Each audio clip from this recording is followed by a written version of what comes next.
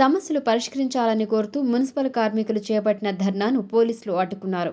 గత 45 రోజులుగా ఆందోళన బాటలో ఉన్న మున్సిపల్ కార్మికులు నేడు నెల్లూరు నగరపాలక సంస్థ వద్ద పెద్ద ధర్నా చేపట్టారు.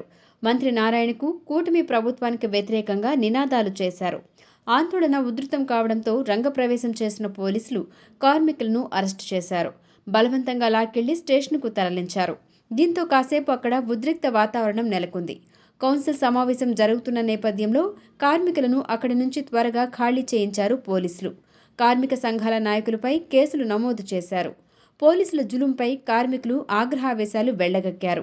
అత్యంత శాంతియుతంగా 44 రోజుల నుంచి తమ సమస్యలు పరిష్కరించమని చెప్పి, మా సమస్యలు పరిష్కరించండి బాబు అని చెప్పి వేడుకుంటూ ఉంటే వాటిని పట్టించుకోకుండా మంత్రి నారాయణ, ఈ కూటమి ప్రభుత్వం, ఈ అధికార పక్షంలో ఉన్నటువంటి ఎమ్మెల్యేలు, పాలకులు అందరూ కూడా మున్సిపల్ కార్మికులపై అత్యంత పాశవికంగా విరుచుకుపడ్డారు.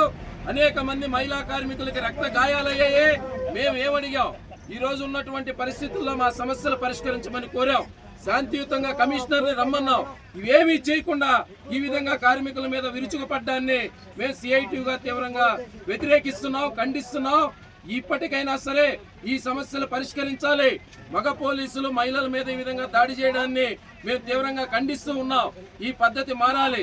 కూటమి ప్రభుత్వం యొక్క వైఖరి ఇది సరైనది కాదు. దీనికి భవిష్యత్తులో సరైనటువంటి ప్రతిఫలం అనుభవించక తప్పదు.